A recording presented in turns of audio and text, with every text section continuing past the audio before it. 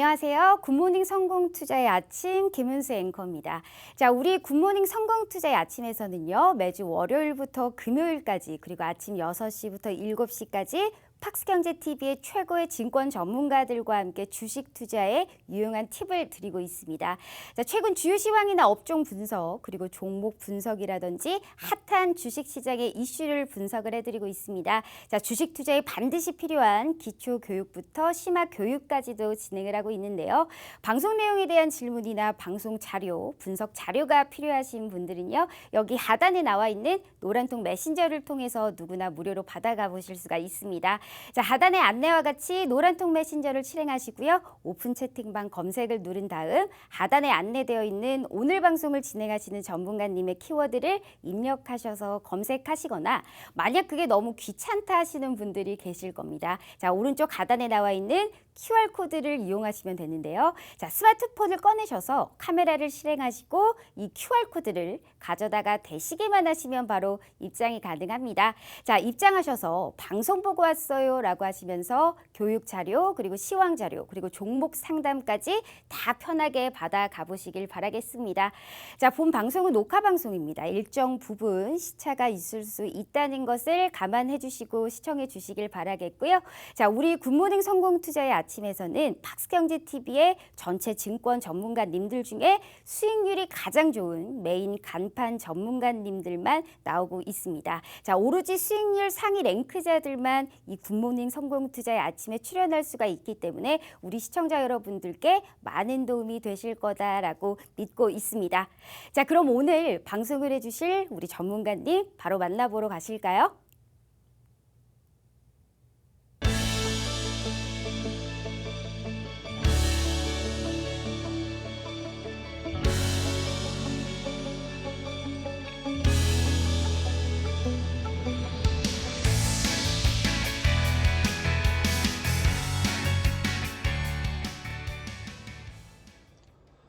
네, 안녕하세요. 반갑습니다. 네, 굿모닝 성공투자 아침의 칼리 전문가입니다. 네, 일단 다시금 실적 시즌 발표가 이제 돌아왔습니다. 실적 시즌이 돌아오면서 시장이 지금 낙폭을 가져갔었던 부분들이 이제 다시금 상승 전환을 할 수 있는 기회다라고 지금 봐주시면 될 것 같아요. 어쨌든 현재 상황에서 봤었을 때 지정학적 리스크가 계속 있는 상황, 그리고 이제 금리 인상, 그리고 오일 가격의 다시금 재차 상승 슈팅 이런 부분들이 시장이 좀 악재로 작용을 할 텐데 요거는 이제 잠시 뒤에 다루도록 할 거고요. 자, 일단 먼저 발표됐던 지금 주요 기업의 이제 실적 같은 경우는 일단 JP모건, 블랙록, 그리고 인포시스, 델타항공, 그리고 이제 BBBY 대표적인 이제 밈 주식이죠. 그리고 이제 유나이티드 헬스그룹과 TSMC, 그 다음에 이제 웰스파고, 모건스탠리, 골드만삭스. 결론적으로 지금 보시면 그쵸, 14일까지 지금 발표된 지금 기업들 같은 경우가 지금 뭐 델타항공이나 이제 나머지 몇 가지 이제 빼고는 전체적으로 이제 금융주 대장주들의 지금 일단은 발표가 있었다라고 봐주시면 될 것 같습니다. 자, 어쨌든 지금 현재 실적 시즌과 더불어서 현재 그동안 CPI 발표가 있었고요, PPI 발표가 있었는데 시장 자체가 이제 다시금 이 CPI 발표를 어떻게 생각해 주시면 좋을 것 같냐면 그래도 이제 나올 만한 악재는 다 나왔다라고 생각해 주시는 게 가장 좋을 것 같아요. 그래서 더 이상 이 이상의 물가 상승, 3월 달에 있었던 뭐 팔라디움, 니켈 가격의 뭐 폭등, 그 외에 원자재 가격의 폭등 수준까지는 다시금 오지는 않을 것이다라고 지금 생각을 하면서 사람들이 일단은 여기가 이제 물가 지수의 이제 피크다.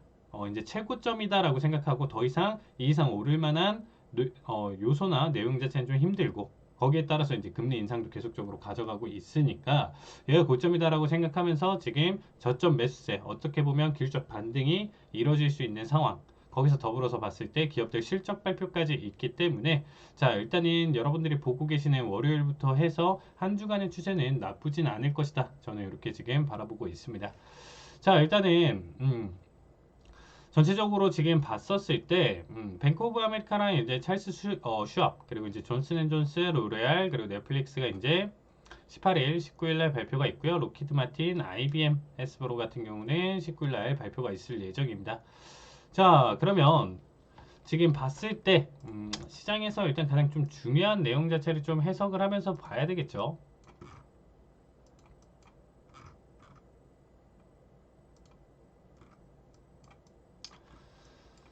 자, 제가 이제 계속적으로 이제 시황에서 이제 말씀드리는 내용 중에 하나인데, 자, 우리가 지금 가지고 갈 수 있는 시장을 바라보는 시황을 바라볼 때는 어떻게 해야 되나요? 현재 가져갈 수 있는 상승 모멘텀이랑 하락 모멘텀을 구별을 하면서 이런 부분들이 어떻게 소화가 되고 아니면 이 상승 탄력을 얼마나 또 가져갈 수 있는지를 좀 체크해 볼 필요가 있겠죠. 자, 어쨌든 미증시 상황 자체가 어떻게 보면 전체 증시 상황과 어떻게 보면 커플링, 동조화의 흐름으로 같은 흐름으로 갈 가능성이 있기 때문에 이 부분은 좀 참고해 주셨으면 좋겠습니다. 자, 1번 같은 경우는 러시아 그리고 이제 우크라이나 사태인데, 일단은 전쟁이 지금 거의 한 50일 가까이 이제 계속 지속되고 있는 상황인데, 자, 50일 그래서 뭐 민간인 사망자 뭐 4,500명 그리고 생화학 무기 이런 부분들, 그 외에 이제 뭐 강간이라든지 뭐 이런 범죄들 민간인 대상으로 해가지고 뭐 학살이라든지 이런 부분들 이제 시장에 어떻게 보면 굉장히 악재로 작용을 할 수 있는 부분 중에 하나죠. 이 이상 갈 수 있는 내용 자체는 그렇게 많이는 없을 것 같습니다. 가장 최근에 일단 이슈가 됐었고, 이런 부분들이 온다라고 하면 당연히 지금 평화 협상이 결렬될 가능성이 굉장히 크고, 현재 시장에서 평화 협상 일단 지연이라고 표현할게요. 지연될 가능성이 굉장히 크고, 그 다음에 이제 평화 협상이 지연된다라고 하면 지연되는 상황 속에서 지금 러시아의 만행들이 이제 속속히 이제 계속 밝혀진다라고 하면 전 세계적으로 일단은 러시아 제재가 일단은 훨씬 더 심해지겠죠. 그래서 일단은 이 러시아에 대한 지금 제재가 이루어지고 있는 상황에서 본다라고 했었을 때 일단은 통제, 그쵸? 통제라고 표현을 할게요. 그러면 어떻게 보면 그동안 계속적으로 수입해오는 어떤 원자재 물건이라든지 이런 부분들의 가격대가 사실상 얘네가 비중을 차지하는 부분만큼의 이상의 플러스 알파가 붙으면서 시장에 유통될 가능성이 있겠죠. 일단은 뭐 간단한 예시로 따져본다라고 하면 러시아가 일단 팔라듐 같은 경우는 전 세계 40%로 해서 1등이에요. 그럼 팔라듐을 1등으로 이제 채굴을 하는 나라인데, 지금 현재 이러한 제재가 있고 수입 자체를 막고 이러한 게 이제 전 세계적으로 이제 계속적으로 이루어지고, 민간 기업들 같은 경우는 지금 벌써부터 계속 발을 빼고 있는 상황이잖아요.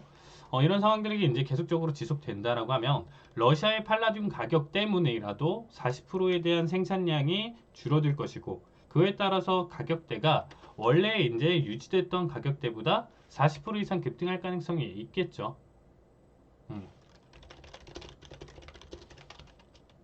프리미엄 붙어서 전 세계에 유통될 가능성이 있고, 이거보다도 좀 낮더라도 절반 수치라도 한 20% 이상은 가격 상승을 조금 더 예상을 할 수 있을 거예요.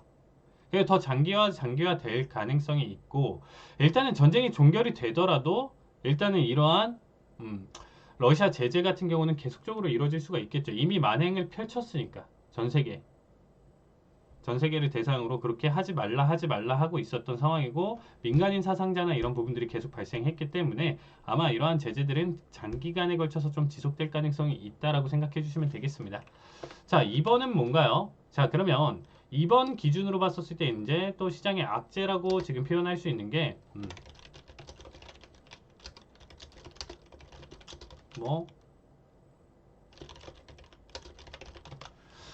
자, 뭐 상하이 봉쇄가 있을 겁니다. 그렇죠. 상하이 봉쇄가 일단 좀 어느 정도 장기화되고 지금 어느 정도 풀렸기 때문에 시장이 어떻게 보면 다시금 한 번의 일시적인 반등을 한번 보여줬어요.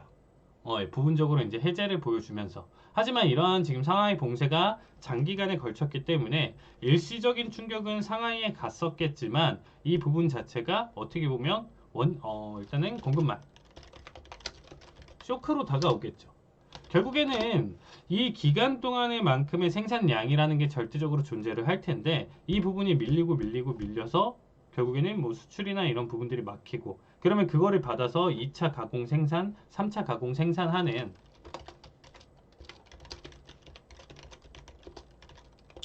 업체들의 이제 가공 생산이 차질이 될 거고, 그 외에도 이제 이 완성품을 가지고 또 다른 부품이나 이런 부분들로 가져갔었을 때 계속적으로 이루어지는 게 일단은 추가적으로 계속적으로 밀리겠죠. 그럼 이만큼의 지금 밀리는 상황들이 지금도 사실상 완벽하게 소화되고 있지 않는 상황이니까 결국에는 계속적으로 공급망 쇼크가 나와준다라고 하면, 여러분들도 아시겠지만 지금 최근 자동차 가격 상승이라든지 아니면 자동차를 받는 시간이 굉장히 늦어지기 때문에 중고차 시장이 그만큼 올라왔었고, 어떻게 보면 거의 신차급의 자동차들 받았을 때 프리미엄을 지금 훨씬 더 받고 판다라고 해요. 슈퍼카 같은 경우는 뭐 5천만 원, 1억 이상까지도 지금 어떻게 보면 플러스 알파를 받으면서 거래가 되고 있다라고 하고 있습니다. 그만큼 지금 두 가지, 1번과 2번은 지금 봤었을 때 두 가지가 다 어떻게 보면 지금 공급망 쇼크를 일으킬 수 있는 상황이에요. 2번 같은 경우는 플러스 지금 상황으로 봤었을 때 이게 어떻게 보면 코로나 여파죠. 코로나 상황 속에서 지금 바라봤을 때 1번, 2번 자체는 공급망 차질로 올 것이고, 이런 공급망 차질과 유통량 자체를 절대값으로 봤었을 때 수요 공급 곡선으로 보고 판단을 하면 결국에는 가격의 상승을 계속적으로 가져갈 수 있는 부분, 이렇게 가격 상승이 난다라는 거는 인플레이션, 그렇죠? 결론적으로 제가 말씀드리고 싶은 거는 인플레이션이에요. 인플레이션을 지금 가져가는 가장 근본적인 이유가 1번과 2번에 대한 내용 자체가 지금 굉장히 크겠죠. 여기서 지금 1번과 지금 2번에 대해서 내용 해석에서 가장 지금 내용에서 가장 중요한 부분 중에 하나가 어떻게 보면 오일 가격이에요. 결국에는 러시아에 있는 오일 천연가스에 대한 부분을 완벽하게 대처 못할 것이다. 오펙에서도 지금 이렇게 해가지고 일단 EU와의 지금 회의에서도 그렇게 이제 좋은 결론을 내지 못했었고요. 그렇죠. 2번 같은 경우가 상하이에서 이만큼 오일을 많이 쓰고 지금 사용을 해가지고 이런 물건을 만드는데 이런 부분들이 이제 뭐 차질이 생기고 그렇기 때문에 가격 자체가 낮아졌다가 다시금 올라와주고 있죠. 그러니까 오일 가격의 변동성이 가장 중요한 키포인트다라고 봐주시면 되겠습니다. 그냥 오일 가격 같은 경우는 왜 그러냐면 생산하는 데도 필요하고요. 유통하는 데도 사실상 오일이 들어가는 부분들이 굉장히 많이 차지하기 때문에 각각의 유통비라든지 생산 가공 단계 2차, 3차에서도 계속적으로 프리미엄이 붙을 수밖에 없어요. 오일 가격이 상승하면 그만큼 원래의 가격대가 상승을 계속 가져간다라고 생각해 주시면 되겠습니다. 자, 그래서 지금 가장 중요한 게 그러면 자, 바이든 대통령이 지금 하려고 하는 게 뭔가요? 그래서 자, 연준이 지금 우리는 알고 있겠지만 연준 입장에서 자, 금리 인상을 한다라는 것 자체가 결국에는 이런 원자재 가격이라든지 이런 지금 현재 단기적으로 올라와 있는 상황 속에서 가격대를 낮추기 위한 작업인 거잖아요. 이런 금리 인상 작업, 그리고 이제 시장에 풀어놓은 자금 회수, 이런 부분들이 사실상 지금 올라와 있는 물가를 잡기 위해서 지금 노력을 하는 거예요. 그럼 잘 생각해 보세요.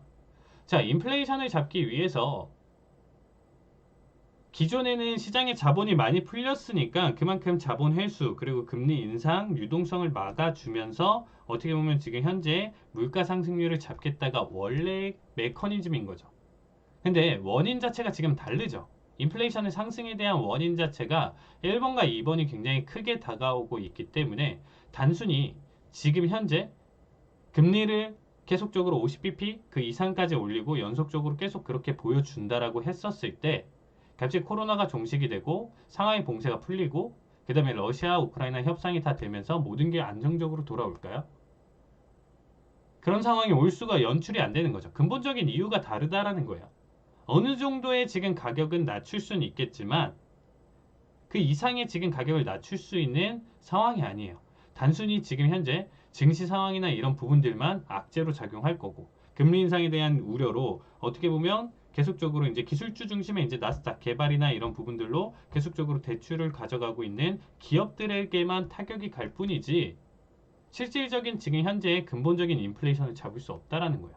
그럼 어떤 결과가 올 거냐면 금리 인상을 했는데 미 증시나 전체적인 기업의 흐름이나 이런 부분들이 악재로 작용하면서 경제 상황은 안 좋아지는 상황으로 갈 거고, 대신에 인플레이션 물가는 못 잡는 상황. 그래서 이게 스태그플레이션이죠. 이거에 대한 지금 우려를 계속적으로 가져간다라고 생각해 주시면 되겠습니다. 자, 그러면 지금 일단은 미국에서, 그래서 제가 봤을 때 이제 SOS예요. SOS를 친 거죠. 아, 연준 혼자해서 연준 혼자 지금 가져가고 있는 금리 인상으로는 현재 잡을 수 없다라고 생각해요. 저는 힘들다가 아니고 없다라고 생각할 정도로 지금 인플레이션 잡을 수 없어요. 그래서 바이든 대통령이 나서서 지금 얘기하고 있는 게 뭔가요? IEA 회원국들에게 해가지고 전력 비축유 얘기랑 더불어서 지금 에탄올, 그렇죠. 휘발유 에탄올 함량을 뭐 10%인데 원래 기준 10%라고 보면, 그렇죠, 15%. 이게 이제 친환경 정책을 어긋나게 할 정도로 15% 함량이 있다라고 하면 여름에 이제 어떻게 보면 환경 공해나 이런 부분들이 발생을 하는데, 이런 부분들까지도 지금 자신의 그 기본적인 어떻게 보면 이 선거에서 지금 승리를 하면서 대통령이 됐었던 이유였던 친환경 정책을 어느 정도 깨면서까지 지금 오일 가격을 낮추려고 어마어마한 노력을 하고 있다라고 생각해 주시면 되겠습니다. 근데 그만큼 지금 안 됐죠. 이만큼 지금 가져갔을 때 93달러대까지 오일 가격이 낙폭을 보여줬다가 지금 현재 가격대 지금 보시면 105달러대까지도 지금 상승을 더 보여주고 상승 슈팅을 계속 가져가고 있는 거예요. 이거에 대한 가장 큰 이유는 뭔가요? 결국엔 러시아죠. 그리고 이제 오펙의 입장이라든지 이런 부분들이 지금 시장에 다가오면서 일단은 뭐 생산량이나 이런 부분들, 원유 재고량 발표 이런 부분들은 높게 나옴에도 불구하고 지금 계속적인 상승 흐름을 이어가고 있다. 그러면 다음 주에 있을 실적 발표 여러분들이 보시는 시점에서는 계속적인 반등을 보여줘야 되는데, 원래는 생각할 수 있었던 1000포인트, 2000포인트 나스닥 선물 기준으로의 상승 자체를 가져가기는 조금 힘들고 변동성을 띠면서의 우상향을 좀 보여주지 않을까라고 생각을 하고 있습니다. 네, 자세한 내용은 2부에서 마저 진행을 하도록 할 거고요. 어쨌든 볼만한 기업들까지 해서 나머지 이어가도록 하겠습니다.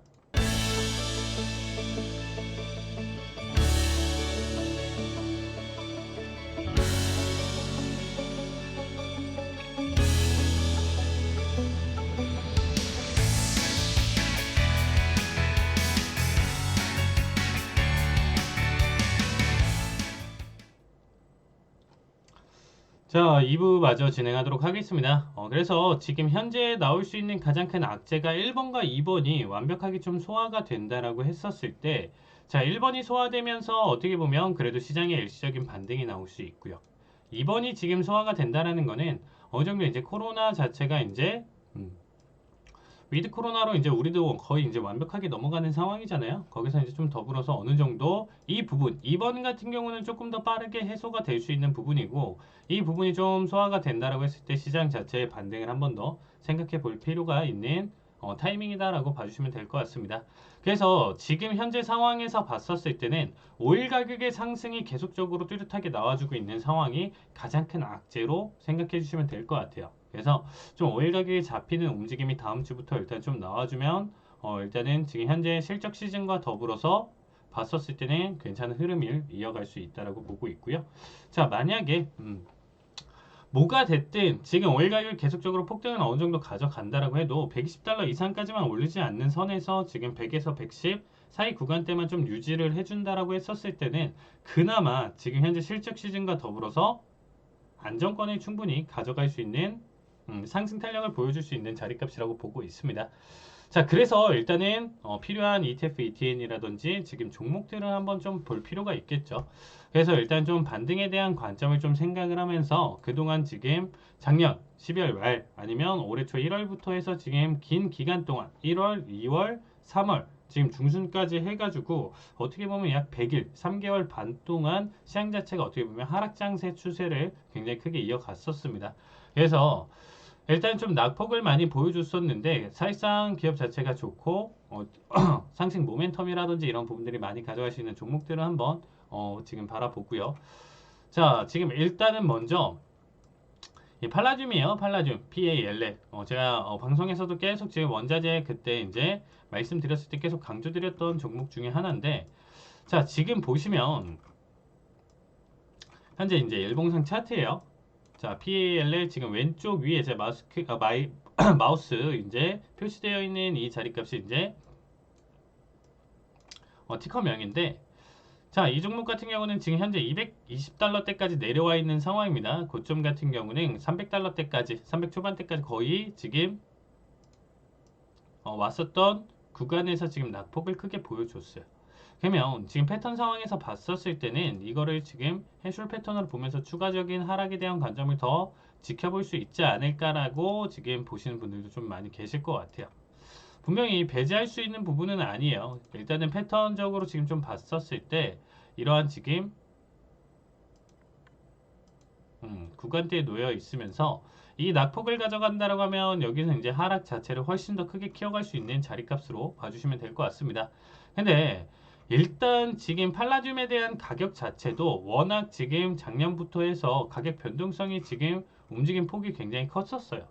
그렇죠. 지금 이 리스크가 아니더라도 20년도 이제 초반대랑 코로나 쇼크랑 그리고 21년도 지금 5월 달부터 해가지고 상승 추세를 가져갔었던 힘, 그 다음에 이제 뭐 낙폭이랑 지금 다시금 추세, 이런 부분들로 봤었을 때, 자, 생각을 해볼게요. 우리가 이제 전쟁이 발발할 시점을 2월 말 아니면 3월 초 기준으로 일단 좀 바라볼 수가 있겠죠. 그러면 지금 현재 2월 초에서 2월 말에서 3월 초의 가격대를 지금 보신다라고 하면 현재 구간대에서 그렇죠. 약 230달러대를 유지했었던 게 어떻게 보면 전쟁이 발발하기 전의 움직임이었어요. 그럼 조금 더 낮춰서 본다라고 하면 그 전의 기간대에서 지금 일단은 일반적인 평균값이라고 봤을 때 판단을 하면 215에서 220 정도가 될 것 같네요. 그렇죠. 1월 말부터 해가지고 2월 때까지 움직였었던 가격대가 약 215에서 220 정도 될 거란 말이죠. 여기서 지금 일단은 지정학적 리스크, 전쟁이 발발하면서 모든 원자재 가격, 특히나 뭐 니켈은 정말 말도 안 되는 폭등을 보여줬었죠. 이런 모습을 봤었을 때 일단은 여기서의 상승은 전쟁에 대한 관점, 지금 현재 우려랑 이런 부분들로 해서 일시적인 강한 상승 흐름, 거기에 따라서 이제 다 같이 한 번 더 눌림을 가져갔었던 자리값이었습니다. 일시적인 충격이었죠. 충격 자리값이었는데, 자, 그러면 지금 일단은 관점을 보자는 거죠. 그럼 이전에 사실상 수치까지 다시금 돌아와준 자리값입니다. 전쟁에 대한 쇼크나 이런 부분들이 지금 다 소화됐고 다시금 원래 가격대로 돌아왔다라는 거예요. 그러면 제가 아까 말씀드렸다시피 40%가 지금 일단은 러시아가 일단 최대 생산을 가지고 가는 부분이 이 팔라듐이에요. 근데 지금 다시금 이전의 상승과 지금 낙폭과 움직임을 더불어서 봤을 때 사람들의 관심을 많이 못 갖는 부분 중에 하나지만 이제부터 이제 몇 달 동안의 장기 추세로 봤을 때는 천천히 우상향을 계속 이어가면서 전고까지도 충분히 가져갈 수 있죠. 왜? 이전에 일단 레벨대나 이런 부분들로 좀 판단했을 때 충분히 가격대를 다시금 300달러 이상대까지 보여줄 수 있는 자리값으로 보고 있습니다. 그러니까 현재 가격대에서 지금 220에 대한 관점으로 본다라고 하면 220에 대해서 일단은 40%의 지금 프리미엄이 붙을 가능성이 있겠죠. 아예 러시아산 팔라듐을 완전히 수입을 제재를 하겠다라는 부분과 이런 부분들로 해가지고 생산 차질, 그리고 러시아 경제도 무너지면서 이런 부분들이 악재로 작용을 한다라고 하면 일단 맥시멈으로 생각하는 게 일단은 40%죠. 40%로 본다라고 하면 현재 가격대에서 88달러를 추가적으로 올릴 가능성이 있는 거예요. 그러면 308달러 정도가 지금 사실상 지정학적 리스크가 있고 러시아 제재가 계속적으로 이루어졌을 때 가장 안정적인 구간 가격대라고 생각할 수 있습니다. 생각을 해보시면 그렇죠? 그래서 일단 300대까지 한 번에 다시금 슈팅이나 추세가 나올 수 있는 종목이다. 저는 ETF 중에 이거를 지금 생각을 하고 있어요. 그래서 지금이 가장 좋은 매수 타이밍이라고 보고 있습니다. 일단 단기 변동성이 좀 크기 때문에 일단은 부분적으로 분할 매수를 하는 걸 좀 추천드리고요. 어쨌든 떨어질 때마다 추가 매입을 하면서 일단은 194까지는 낙폭을 좀 가져갈 수 있다. 이전 저점 부근 때까지는 가져갈 수 있겠지만 만약에 이제 180까지 깨면서 낙폭을 크게 이어간다라고 했었을 때는 여기서는 이제 손절을 생각하면서 볼 필요가 있겠죠. 처음부터 많이 사는 것보다는 현재 220보다는 평단가를 계속 맞춰 나간다 라는 생각으로 일단은 지켜보시면 될 것 같습니다. 그래서 다시금 일단은 300 초반, 308까지니까 이전 고점 부근대까지의 가격 상승이 사실상 지금 제재 기간 앞으로 지금 3달에서 4달 추이에 이전에 크림반도를 공격했었을 때 이제 원자재 가격들의 이제 상승 3개월에서 4개월 추세나 이런 부분들로 봤을 때 가격 상승으로 봤을 때 충분히 지금부터도 다시금 가져갈 수 있어요. 시장이 지금은 일단 단기적으로 좀 외면을 받는 편이기 때문에 다시금 한 번 더 상승 슈팅 나와주고 고점에서는 잡기가 굉장히 까다로우니까 자 지금부터 관심 가져주면서 다시금 제 매수 타이밍으로 보실 좋은 종목이다라고 생각을 해주시면 될 것 같습니다. 그래서 저는 일단은 220부터 지금 매직 구간이라고 생각하면서 일단은 이 자리가 굉장히 매력적이다라고 생각을 하고 있습니다. 자, 그래서 일단은 좀 부분적으로 좀 안정적으로 매매 관점을 세워주시면 좋을 것 같고요. 자, 목표가는 300까지 이 전고점 아니면 290 정도 때까지 보시더라도 30에서 40%의 수익률을 가져갈 수 있는 종목이기 때문에 한번 꼭 관심을 가져주셨으면 좋겠습니다. 자, 근거는 충분히 됐죠. 이전 지금 지정학적 리스크 이전에 러시아 우크라이나 전쟁 발발 이전의 가격대까지 회복을 해줬기 때문에 다시금 장기간의 러시아 제재를 가져가면서 충분히 우상향에 대한 관점은 가져갈 수 있다라는 생각으로 봐주시면 될 것 같습니다. 자, 여기서 일단은 뭐 단기 슈팅이 나온다고 하면 한 20%대에서 일단은 물량 정리를 하면서 보시면 좋을 것 같고요. 자, 이 부분에 대해서 조금 혼자 하기 조금 힘들다 이렇게 하신다라고 하면 노란 토큰 참여해 주신다라고 하면 제가 이 부분에서 이제는 조금 더 상세한 관점이나 내용 그리고 진입 청산 이런 부분들까지 제시해 드릴 테니까 노란 톡방 많이 참여해 주셨으면 좋겠습니다.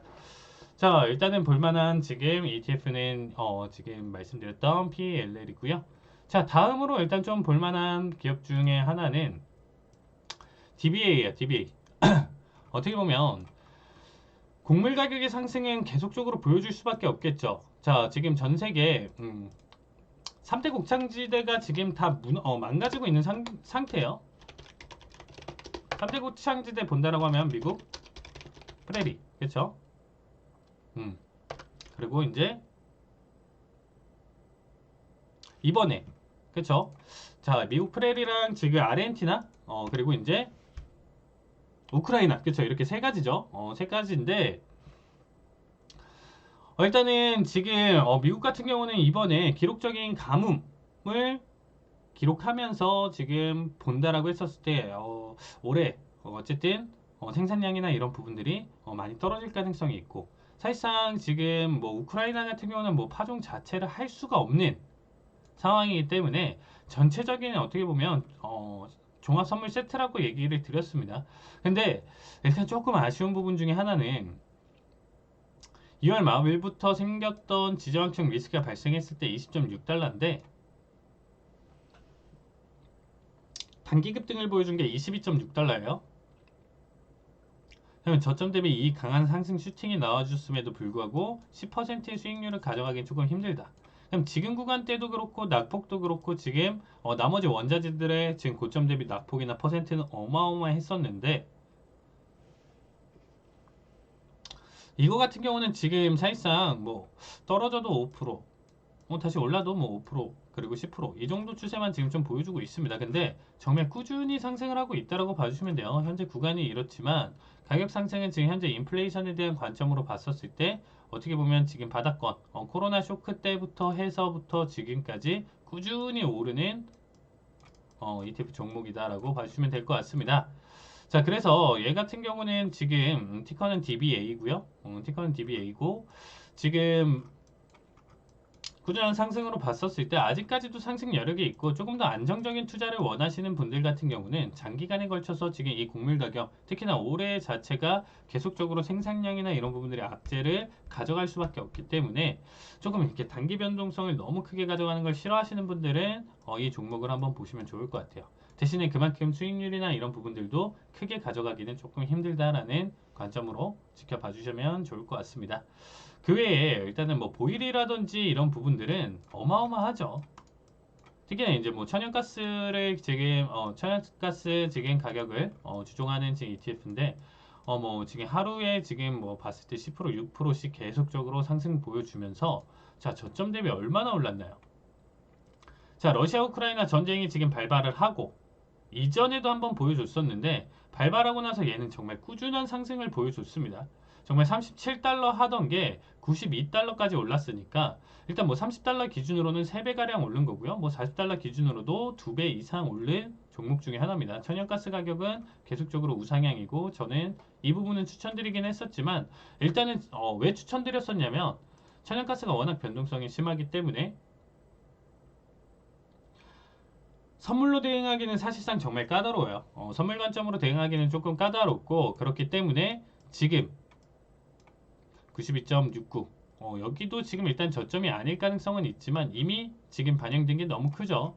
그래서 이런 종목들은 한번 보셨을 때 그렇죠. 일봉상 지금 5일선 이탈 자리 값이 없었기 때문에 계속적으로 이미 제가 몇 주 전부터 3월 초가 아니고요. 2월 말 뭐 이때부터 해가지고 계속적으로 보유에 대한 내용 자체를 이 방송에서 계속 언급을 드렸어요.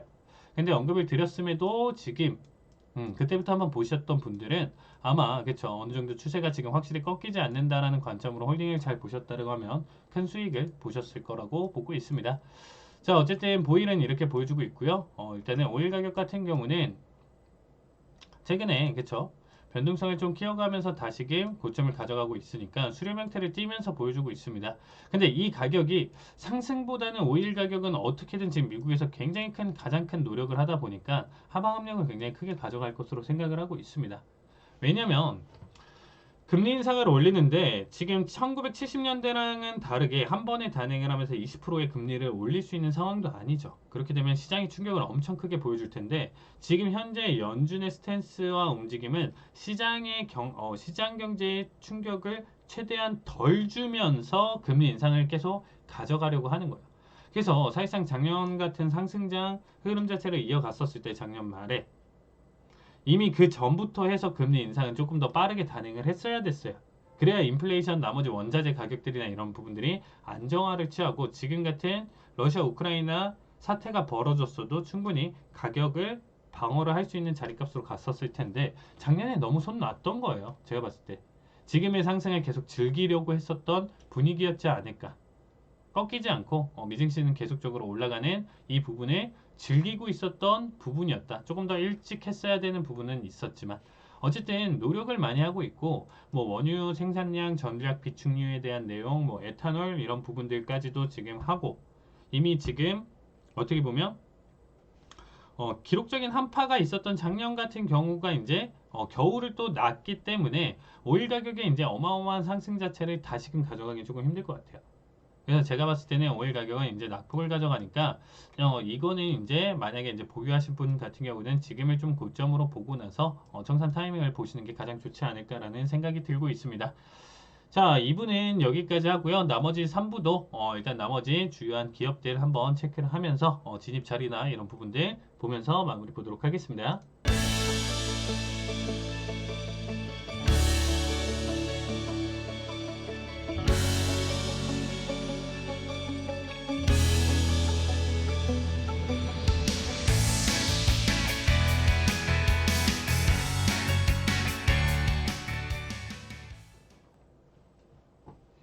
네, 안녕하세요. 네, 일단 마저 3부 진행하도록 하겠습니다. 일단은 지금 그동안에 이제 낙폭을 많이 보여주면서 이제는 조금 정말 다시금 이제 줍줍 타이밍이다 할 수 있을 만한 좋은 종목들이 많이 나와서 한번 소개해 드리려고 합니다. 네, 먼저 일단은 말씀드리고 싶은 거는 티커는 GTS입니다. GTS. 그래서 이거는 이제 조에티스라고 해서 일단은 반려동물에 대한 뭐 약이라든지 백신, 이제 화이자로부터 이제 독립을 해가지고 65년에 걸쳐서 지금 어떻게 보면 이러한 약이나 이런 부분들을 가져가는 굉장히 큰 회사라고 봐주시면 될 것 같아요. 그래서 이 반려동물 시장으로 봤었을 때는 1등이라고 생각해 주시면 될 것 같습니다. 자, 일단은 회사를 지금 좀 본다라고 하면 자, 동물을 위해, 건강을 위해, 건강을 위해, 고객을 위해, 이런 식으로 지금 얘기가 나와주고 있죠.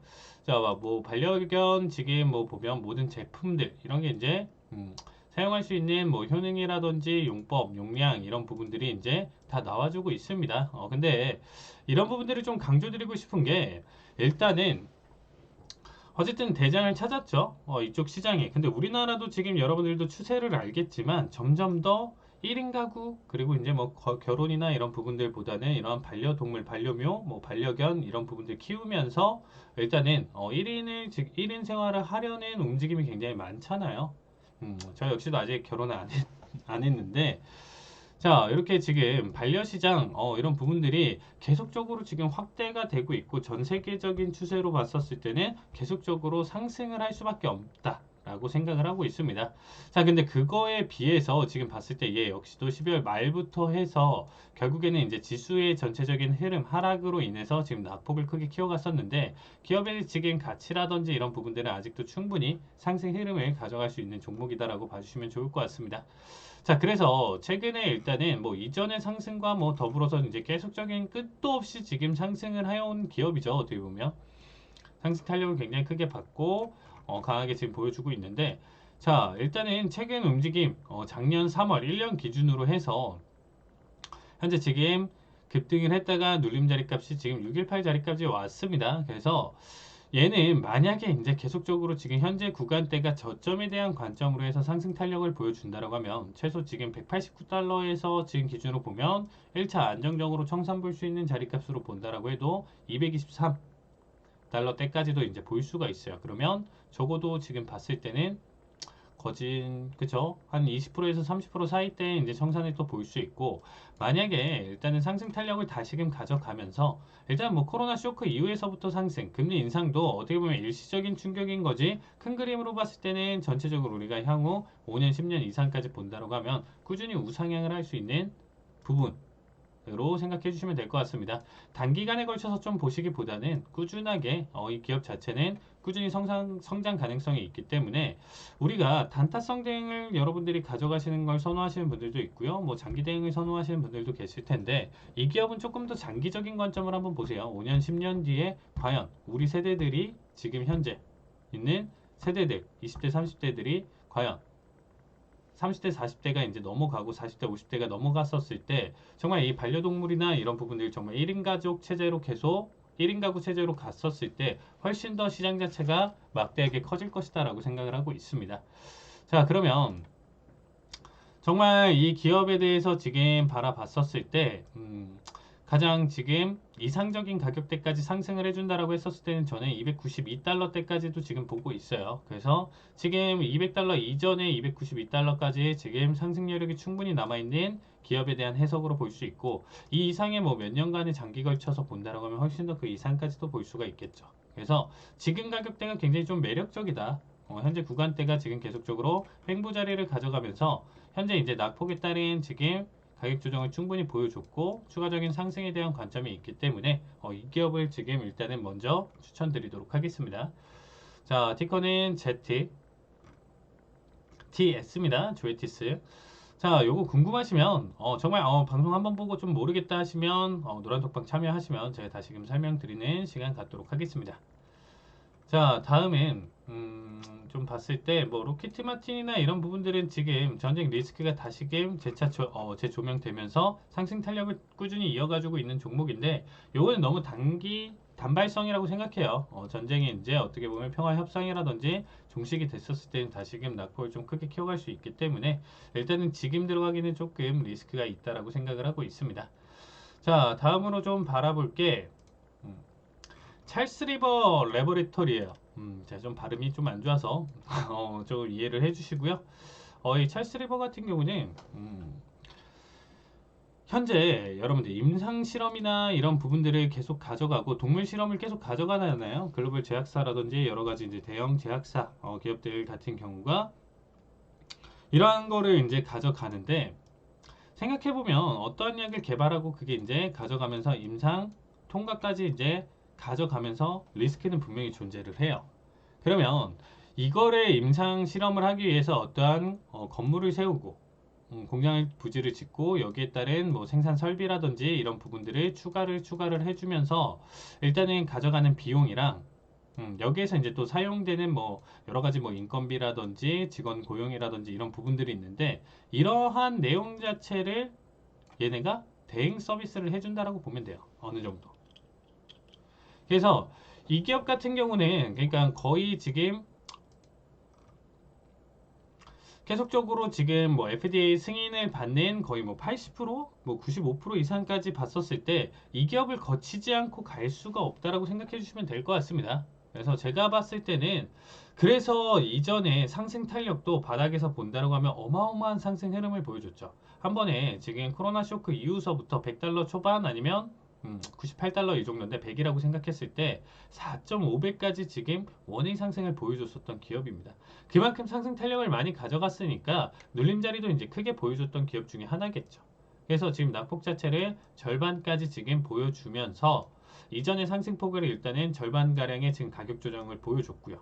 하지만 제가 말씀드렸던 것처럼 여러분들 실험용 G 하나가 거의 뭐 15만원, 20만원 정도 해요. 그냥 한 번 실험을 했었을 때 드는 비용도 어마어마하죠. 묵인 상태에 어떻게 보면 그러한 쥐들, 그리고 이제 뭐 잡종이라든지 이런 게 아니고 걔네 딱 필요한 것들만 해가지고 잘 키워가지고 실험용으로 쓸 수 있는 쥐들 자체 가격도 어마어마한데 이런 것들도 판매를 하고요. 승인 이전에 뭐 단계라든지 필요한 부분들을 다 해주는 어떻게 보면 만능 대행 업체라고 봐주시면 될 것 같습니다. 근데 일단 특히나 좀 중요한 부분 중에 하나가 이러한 제약회사 같은 경우는 본인들만의 그러한 비밀이라든지 그런 특허를 내야 되기 때문에 비밀 보장이 굉장히 중요하겠죠, 기업별로. 그렇기 때문에 한번 이 기업을 쓰고 났으면 이제 본인들의 기록이나 이런 부분들이 남아 있기 때문에 제가 봤을 때는 한번 쓰고 나면 다음에 또 다른 기업, 또 다른 기업 하면서 여러 가지 기업들에서 이제 분산적으로 본인들만의 뭐 기밀이라든지 이런 부분들을 유출을 할 가능성이 있겠죠. 그렇게 되면. 어디서 이게 뚫리고 넘어가는지 모르잖아요. 그래서 한번 쓰기 시작하면 보통은 이 같은 기업을 계속 쓰면서 이런 임상 실험이라든지 이런 단계들 여러 가지 FDA 승인을 거치기 전까지의 작업 단계를 이 기업과 같이 하는 게 거의 대다수다라고 생각해 주시면 될 것 같습니다. 그래서 일단은 기업 자체의 가치나 이런 부분들은 훨씬 더 크게 지금 보여줄 수 있는 부분 중에 하나고요. 자, 일시적인 뭐 지금 반등으로 보더라도 충분히 가져갈 수 있는 부분. 지금 미증시 하락으로 그러니까 이제 펀더멘탈은 굉장히 좋은데 지금 현재 전체적인 증시 하락으로 낙폭을 크게 키워갔었던 종목들을 지금 보고 찾는 거예요. 그래서 이 기업 같은 경우도 다시금 일단은 지금 충분한 눌림 이후에 상승 전환을 보여준다고 하면 600달러대 이상까지도 지금 충분히 가져갈 수 있다. 지금 670달러대까지도 상승 흐름을 재차 가져갈 수 있다. 그래서 일단 그 전에 강한 상승에 따른 가격 눌림이 있고 재차 상승 도약을 할 가능성이 있기 때문에 정말 저 역시도 꾸준히 지금 매집을 하면서 가져가려고 하는 종목 중에 하나입니다. 그래서 이 부분은 꼭 추천드리고 싶고요. 지금 타이밍 충분히 눌림 자리가 굉장히 좀 매력적인 자리값이다. 충분히 당연히 손절이나 이런 부분들은 전저점 깨고 낙폭 더 크게 보여준다라고 하면 다시금 비중 줄이면서 다시금 재차 진입 자리를 보면 되는 거니까 자, 이 기업도 이제 제가 조만간 추천이나 이런 부분들 노란톡방에서 전달 드릴 테니까 궁금한 부분 있으면 꼭 질문 주시면서 같이 참여해 주셨으면 좋겠습니다. 자, 그리고 일단은 조금 봤을 때 단기 급등과 지금 변동성을 좀 크게 키워가는 종목들을 한번 얘기를 마저 드리도록 하겠습니다. 자, 제가 이제 양자에 대해서 이제 타 방송에서는 이제 한번 언급을 드렸었는데, 자, 양자역학에 대한 부분을 봤었을 때 이 이론을 지금 공부하신 분들도 계실 거고요. 양자역학에 대해서 이제 최근에는 뭐 슈레딩거의 고양이라고 해서 일단은 뭐 유튜브라든지 여러 가지 매체에서 이제 계속적으로 나와주고 있기 때문에 이 부분에 대해서는 이제 좀 한 번쯤은 들어보신 분들 많으실 거예요.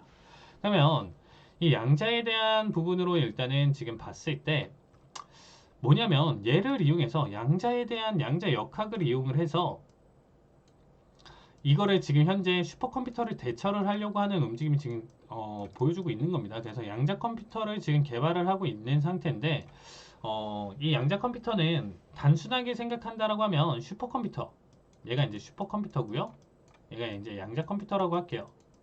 슈퍼컴퓨터 같은 경우는 이전에 전산을 굉장히 좀 빠르게 해준다라고 생각해 주시면 되겠습니다. 슈퍼컴퓨터 같은 경우는 그러니까 1번, 2번, 3번, 4번 여러 가지 이제 해석을 해야 되는 문제가 있다라고 하면 이게 이제 뭐 끝도 없이 있겠죠.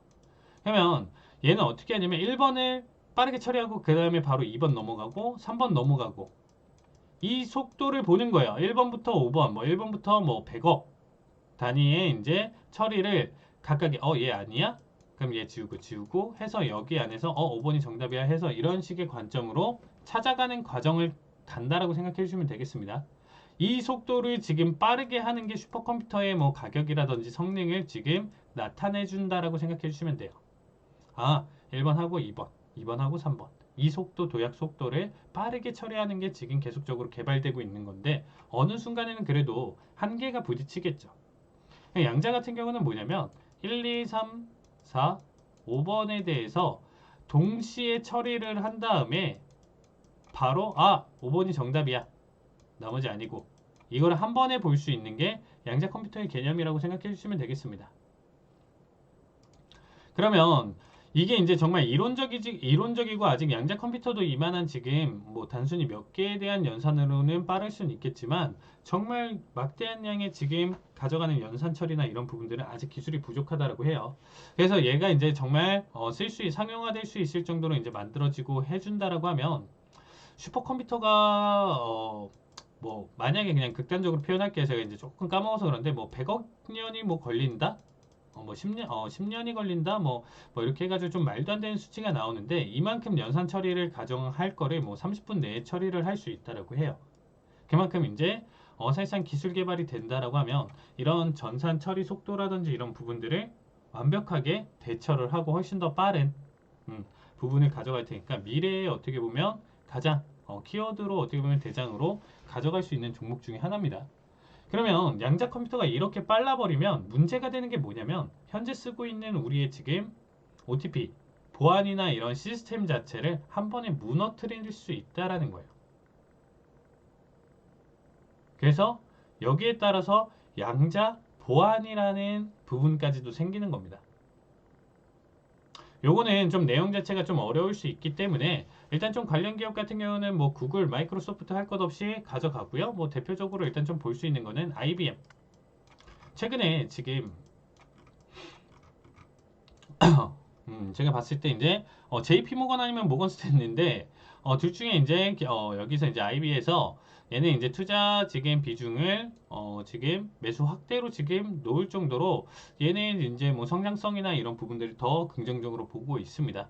거기에 더불어서 이제 뭐 아이온큐도 있기 때문에 얘 역시도 지금 작년 11월 기준으로 해서 지금 고점 36달러를 기준으로 고점을 그리다가 낙폭을 크게 지금 보여주고 있습니다. 특히나 지금 현재 미증시 하락이나 이런 부분들 때문에 낙폭을 크게 키워가는데 이전의 상승이나 지금 해석은 이유 자체가 NFT라든지 그 다음에 이제 메타버스 이런 부분들로 지금 이만한 상승 흐름을 같이 가져갔었다라고 생각해 주시면 될 것 같습니다. 지금 현재 시장 자체가 그렇죠. 작년에 좀 훈풍을 불다가 이 부분이 지금 다시금 시장이 좀 외면을 받으면서 메타버스 이런 부분들 전체적으로 지금 시장 자체에서 낙폭을 좀 크게 키워가고 있는데 다시금 한 번 더 어떠한 부분 때문에 시장이 다시금 주목을 받고 테마가 된다라고 했었을 때 단기 급등의 힘을 이전에 보셨다라고 하면 충분히 재미를 볼 수 있을 거라고 보고 있습니다. 얘 역시도 지금 가격대가 10달러 그리고 이제 ARQQ 같은 경우도 지금 일단은 14달러 이러니까 두 개 티커를 지금 보시면서 일단 좀 천천히 매수 관점을 잡으면서 매집 구간으로 좀 생각하면서 천천히 모아가자라고 생각해 주시면 될 것 같습니다. 한 주당 가치가 일단 뭐 만원, 15,000원 정도 수준이다 보니까 지금 충분히 저는 매집에 대한 관점으로 지금 꼭 말씀드리고 싶습니다. 천천히 모아 가시면서 원하는 주식 보유 수량 그리고 이제 상승 일부 충분히 가져갔었을 때는 매집 멈추고 일단은 다른 종목 보시면 되겠죠. 그래서 저는 ARQQ 그리고 이제 IONQ 그리고 이제 IBM 이렇게 세 가지로 봤었을 때는 가격대로 봤을 때는 얘네 두 개를 좀 천천히 장기간에 좀 걸쳐서 일단은 올해 한해에서 지금 일단 좀 못 볼 수가 있어요. 그래서 제가 봤을 때는 내년까지 좀 장기 보유에 대한 관점으로 천천히 일단 여윳돈으로 매집 해주셨으면 좋겠습니다. 네, 오늘 방송 여기까지 볼 거고요. 다음에 이제 실적 발표에 대해서 한 번 더 얘기하는 시간 갖도록 하겠습니다.